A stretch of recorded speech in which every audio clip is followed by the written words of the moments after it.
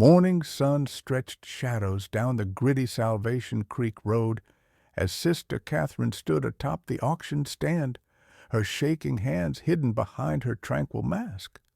The once sacrosanct white habit she had on was a disguise in this callous mockery of humiliation. At her toes, snarling-faced men shouted bids like she were cattle.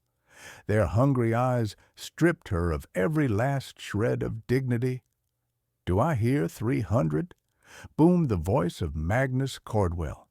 His gold teeth flashed beneath a self-congratulatory smile.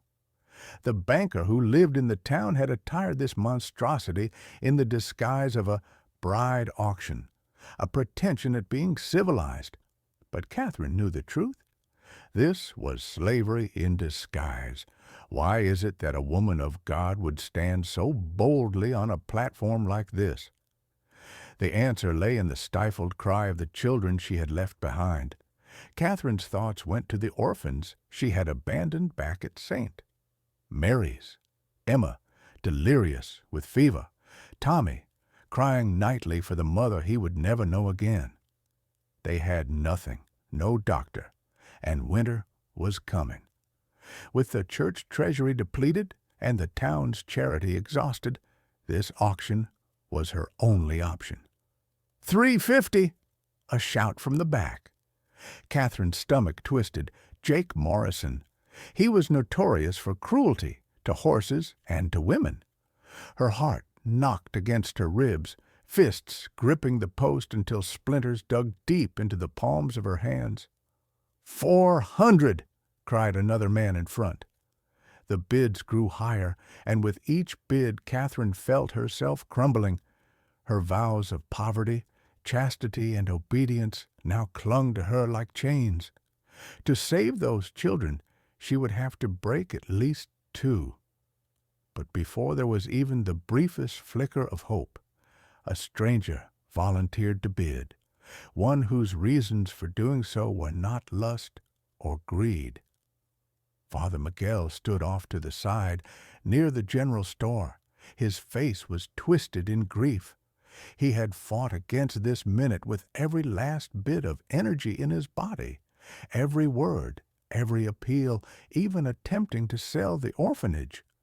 Cordwell held the mortgage, and Cordwell did not tarry. 500! The voice cut like a knife, cutting through the air. Catherine's eyes opened to find a stranger, a man with broad shoulders, great height, frayed clothing, but piercing eyes. Haunted. He was not looking at her with lustful intentions. Thaddeus Whitmore did not visit to buy a bride. He visited for justice. 6 months ago, he had all. Today, he had nothing but rage and a fistful of hope.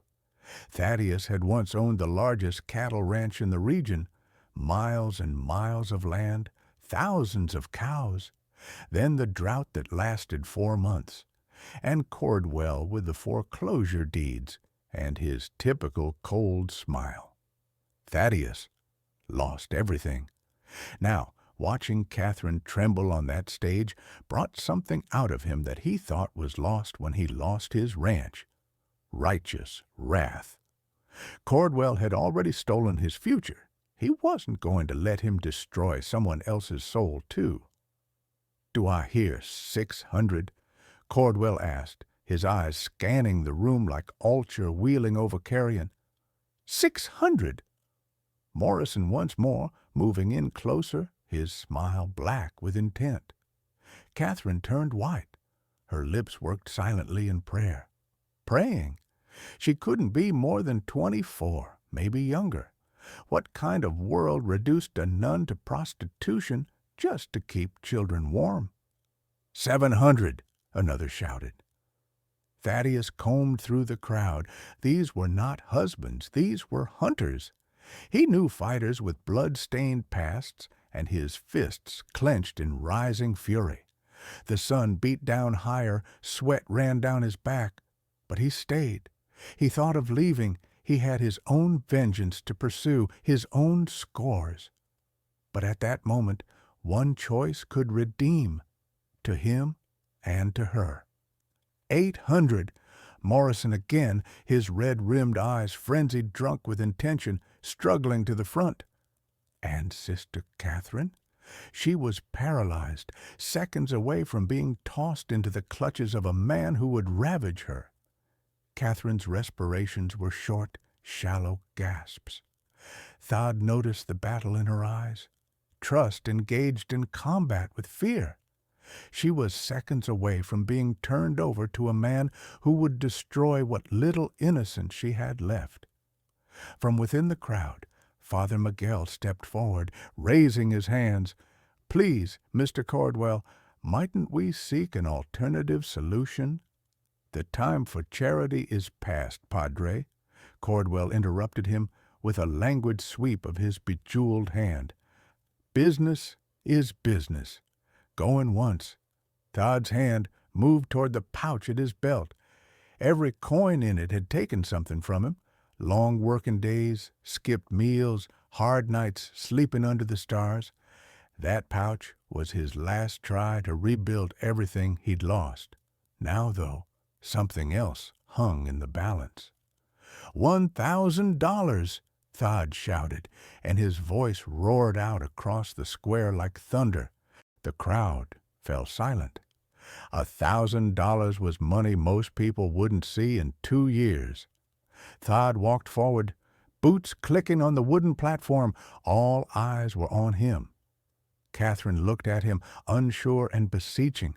She didn't recognize him, but in his worn face she saw something else, a sadness that was the same as hers. Cordwell's face altered from surprise to interest. He narrowed his eyes. "Well, well, Thaddeus Whitmore, I didn't expect to find you here in light of the circumstances." "My business is my business," Thad replied, steady and calm voice. "Will you take the money or not?" Jake Morrison moved closer, his face flushed with outrage. "Now just hold on a minute. I was bidding in good faith." "Then offer more," Thad answered, resting his hand perfunctorily on the butt of his Colt. "Or get out of the way." The crowd tensed. The square was on the brink of a blow-up.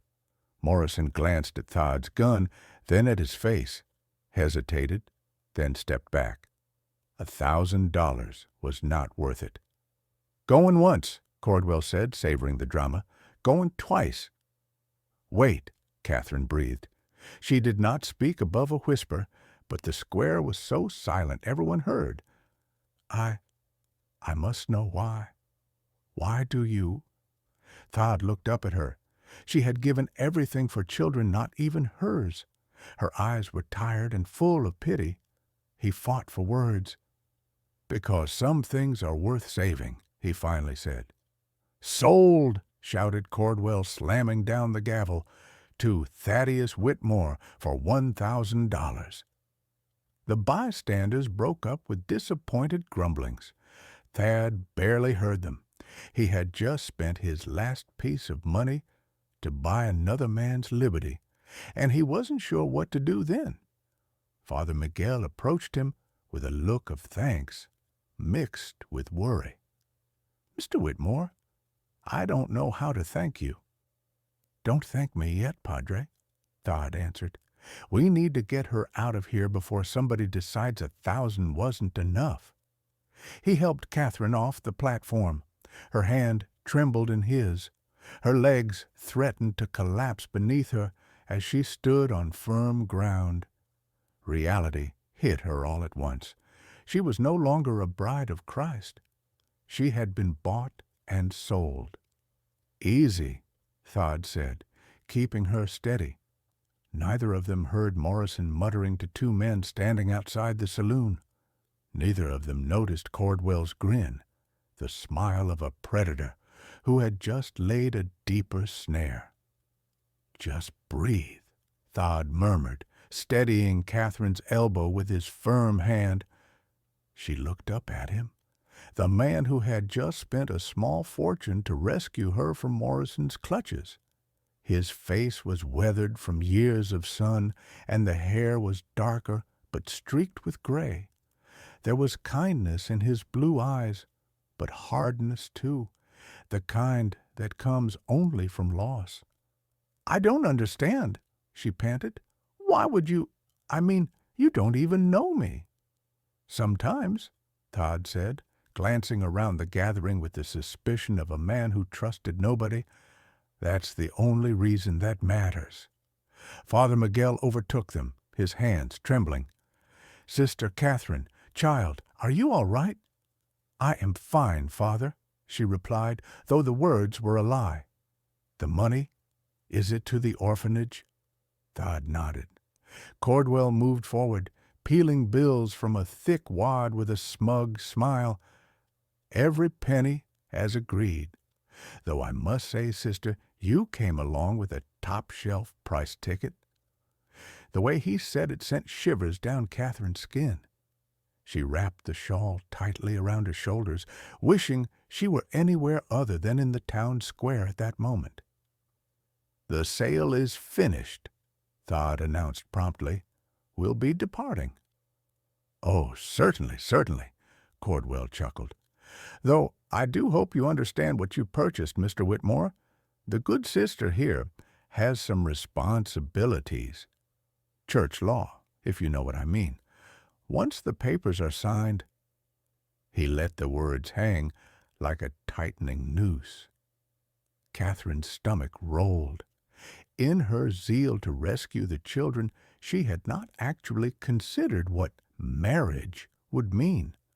She would have to abandon her calling, leave behind all the things she'd spent her life on. The children at St. Mary's! She burst out in protest, turning to Father Miguel. "Who will look after them?" "I cannot just go." "God will provide," the priest said gently, though his own eyes were shrouded in uncertainty. Todd watched her. Even now, sold like cattle, her first worry wasn't herself. It was for the others. It reminded him of someone he'd lost. Someone with that same selfless heart. "Mr. Whitmore," Catherine said to him, her voice firmer now, "I want you to listen to me. I have been sold like a piece of land, perhaps, but I am not without my dignity. I took vows of chastity, and I will keep them, no matter what we sign on paper." Todd gazed at her and saw the steel behind her fear. "I wouldn't think so, sister," he answered. The reaction was appalling. She had steeled herself for ultimatums, for the assertion of a husband's rights. But in his eyes, she read nothing but respect. She was saying something else before she realized that the moment had been destroyed. Someone was approaching, and one of the men was Morrison, followed by two tough-looking men. His face was black, not just with anger, but with something more malevolent. "Whitmore," he said, a low, rumbling voice, "I think we have some talking to do. Between us, $1,000 is a lot of money for a man who's just lost everything." "My gun's within reach," Todd said, his hand drifting to the butt of his revolver. He knew that glint in Morrison's eye, the same one he'd seen in claim jumpers and rustlers. This wasn't over yet. The air tightened. Morrison's friends moved in beside him. There was Bart Tillman, loose reputation and fast draw. And there was cross-eyed Carl, his eyes not to be trusted, but his knife hand deadly. "Something on your mind, Morrison?" Todd questioned, his tranquil voice over an armor-ready frame. "Just wondering," Morrison said, spitting tobacco near Thad's boots. "Where a man with no land, no herd, and no future gets $1,000 in cash. Makes a man real curious what kind of business you're in these days." Catherine instinctively stepped closer to Todd, sensing the danger. Father Miguel moved in front of her, pale but firm. "My business affairs," Todd replied coldly, "are none of your concern." "See, you're wrong there." Morrison grinned, revealing teeth brown with years of tobacco and filth. When a man bids me square and square, I have some respect for him. But when a man with thin pockets comes along and suddenly shows $1,000 in gold—" He paused, the crowd hanging on his words. "That gives me to wonder if he acquired it honestly." The charge hung in the air like smoke from a gun. A handful of townspeople had paused to observe, standing loosely in a circle around the altercation. Thad saw Magnus Cordwell standing beside his carriage, observing intently, but making no attempt to act. "You accusing me of thievery?" Thad's tone was soft, deadly. It was less loud than a bellow, but somehow twice as lethal. "Not saying," Morrison said. "Maybe that money is someone else's. Someone who'd pay a decent price to get it back from me." Catherine's heart pounding. This wasn't about missing a bid. Morrison was going to rob an orphanage, or worse, and the orphanage money seemed suspended there in mid-air. "If you were Thaddeus," she panted to Father Miguel, her voice low and anxious, "what would you do? Pull out your gun and try a shootout down Main Street, or try to just walk away and get them over to someplace less populated? Leave a comment. What would you do? Because what Thad did next would decide if any of them would live to see sunset." Thad's hand lay near the handle of his Colt. His gaze swept Morrison's group, calculating angles and possibilities. 3-1, low odds. Civilians all around. A fight here would mean risking innocent lives. But surrendering wouldn't stop men like Morrison. It would only delay the inevitable.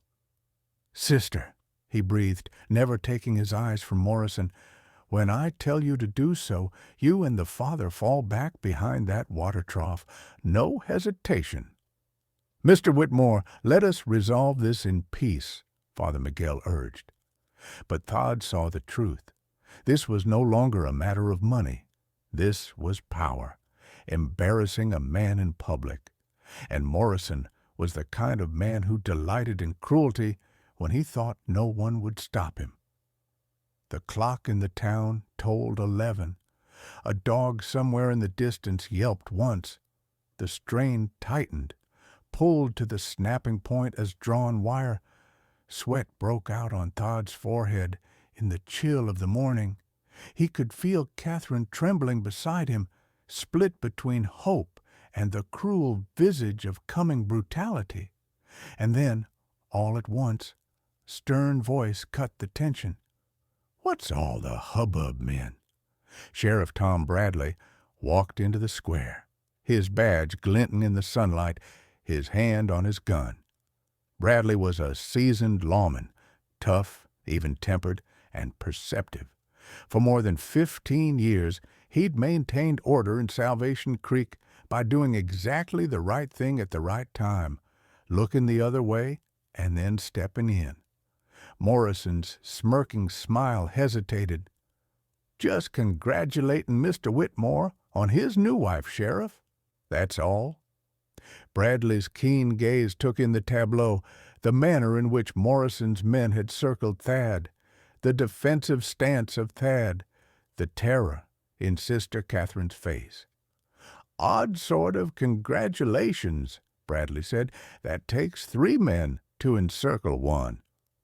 "You know me, Sheriff," Morrison said with strained affability. "Sneaky as a rattlesnake," Bradley snarled. He addressed Catherine. "You all right, sister?" "Yes, Sheriff," she stuttered, although her voice trembled. Bradley nodded, then turned his attention to Thad. "Mr. Whitmore, I heard about your ranch. Sorry for your troubles. But I'm curious. Where'd you come up with $1,000 in cash?" Thad's jaw tightened. Even the sheriff suspected him now. "I had some investments back east," he said. "Money came through yesterday." It was a lie, and everyone knew it. The truth went deeper. The money had been discovered in a hidden compartment of his father's antique desk. Money saved 20 years ago, tied to secrets that could get a man killed. Investments, Bradley repeated, as if testing the word on his lips. Well, good timing. Morrison stepped forward, more brazen. Mighty convenient, if you ask me. Man loses everything, and then a fortune just when he needs it most. Nobody asked you, Morrison, Bradley shot back. As a matter of fact, I think you and your boys have business elsewhere. We were leaving anyway, Morrison snarled, but his eyes never left Thad's face. Enjoy your purchase, Whitmore, he added, his voice oozing venom. Hope it does for you everything you have coming. The threat in his words was as bare as a drawn pistol. Morrison and his cohorts walked away, but Thad could sense their eyes on his back, sharp as blades. Sheriff Bradley waited until they were out of earshot before speaking again. Mr. Whitmore, I don't know what game you're playing, but Morrison has a point. That's a lot of money for a man in your circumstances. Are you going to arrest me, Sheriff? Thad asked.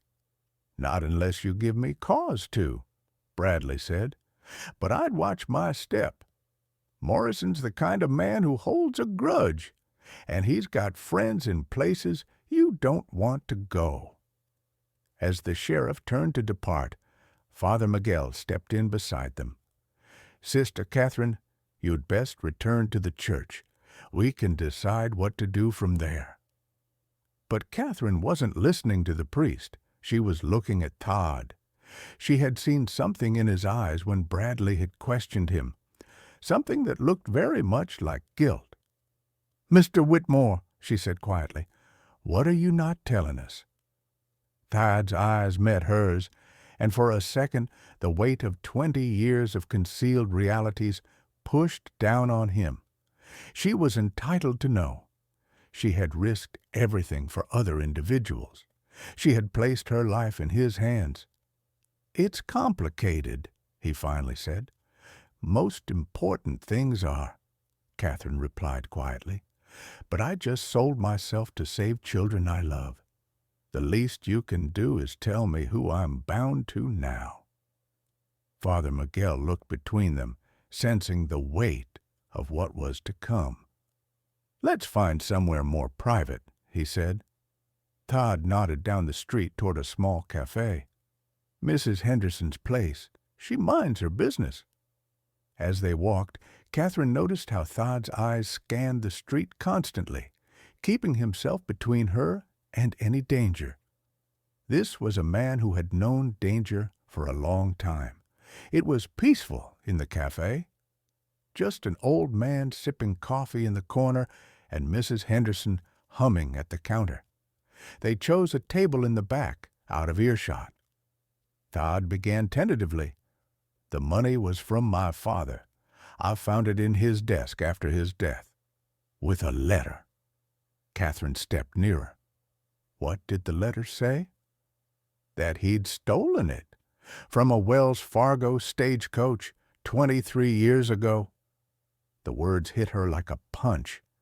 She had been bought with stolen money, blood money, her sacrifice for the orphanage now sullied by another's pain. He never spent it, Thad said quickly. He felt guilty for years. He meant to give it back, but never had the courage. When he died, he left it to me, along with the guilt of doing the right thing. And instead of returning it, Catherine said, low and wounded, you spent it purchasing a woman at an auction. I was going to make it right, Thad said, a touch of desperation creeping into his voice. I came to town to find out who it belonged to give it back. But when I saw you up there, what they were going to do to you, I made a different choice. You made another choice, she said, finishing the sentence. Father Miguel had been silent, but now he spoke. My child, if that money was stolen, it changes everything. The orphanage, the children, are being supported with the fruits of a crime.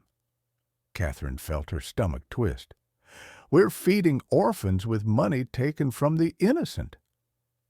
Thad reached across the table and gently placed his hands over hers. "Those it was taken from are probably dead by now. The mining corporation closed up shop 15 years ago. There's no one to give it back to."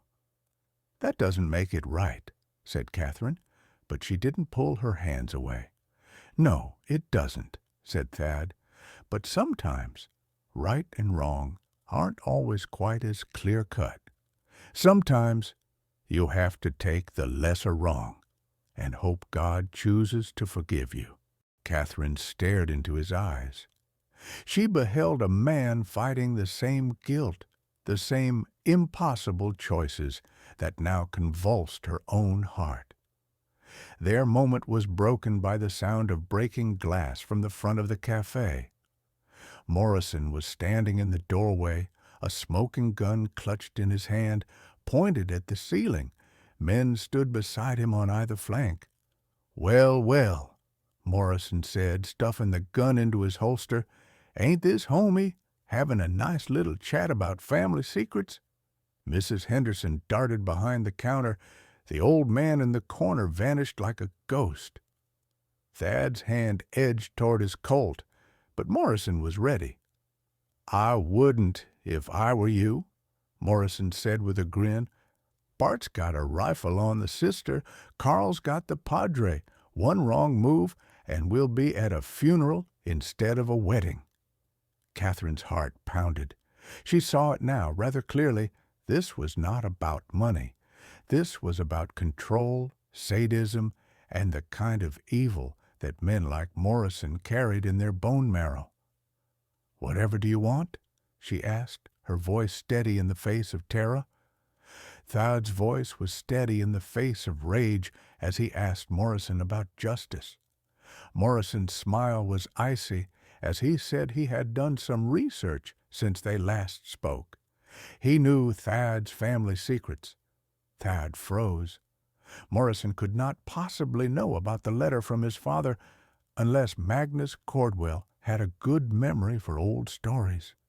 Morrison went on, having secrets regarding stolen Wells Fargo gold and robberies that were never solved. Father Miguel blessed himself quietly, and Sister Catherine believed the banker Cordwell was behind the whole mess, the auction, the brawl, the whole bit. Morrison then outlined his terms.